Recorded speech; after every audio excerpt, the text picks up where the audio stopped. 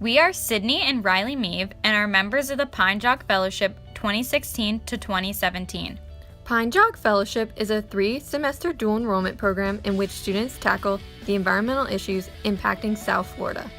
During the first semester, we participated in a community inventory to explore the different concerns in South Florida's environment. We both became interested in pollinators after speaking with Al Salopek, a local beekeeper. After researching this subject, we noticed that bats, another important pollinating animal, have a rapidly declining population in South Florida as well as around the world. We decided to focus on the decreasing number of pollinators in our local ecosystem by installing bat houses on farms to provide habitat for bats and improve agricultural practices. Through our research, we learned that bats eat thousands of insects each night, including Zika-carrying mosquitoes, and can even pollinate a variety of flowers. With a larger population of bats, the amount of harmful insecticides farms must use to protect their crops is greatly reduced. Unfortunately, bats have a negative stigma in media and pop culture. This made us that much more devoted to the cause. Habitat loss is the biggest threat bats face. This has endangered Florida species such as the bow-netted bat. Initially, we planned to construct a community bat house to provide habitat for the creatures.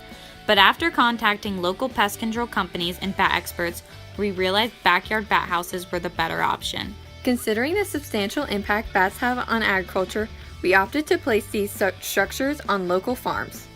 First, we reached out to Bedners, a nearby farm and fresh market, who were eager to establish their own bat house at their Boynton location.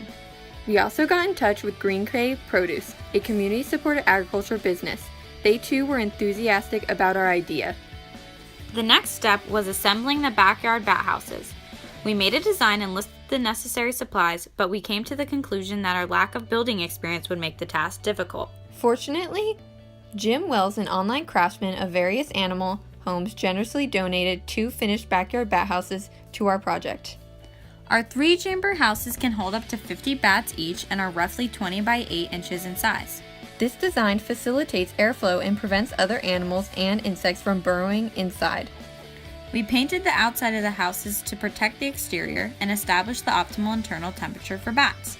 To decide exactly where to place the bat houses, we reached out to a student involved in another bat project at Pine Jog. He informed us that bat houses should face southeast and be in close proximity to a body of water. Luckily, both of our selected farms were adjacent to wetlands. Then it was time for installation. At Green Cay, we decided to mount the house on the appropriate southeast side on a wooden pavilion. We then secured our other houses on a tree on Bedner's property.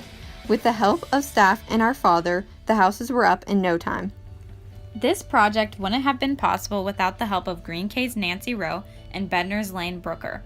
We plan on remaining in contact with them to monitor the roosting of any bats. To spread awareness of the plight of bats, we designed brochures with facts, solutions, and details of our project.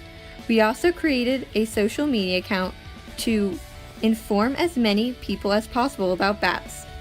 We set up an informational booth at our school carnival and gave out our brochures along with donated bat-themed merchandise. Along with 2 other Pine Jog Fellows, we spoke to many students who were interested and enthusiastic about our projects. We continue this outreach by presenting our finished projects to our school's environmental and Feed Those in Need clubs. We look forward to seeing if bats roost in our houses this upcoming spring and hope to stay involved in the movement to save the bats!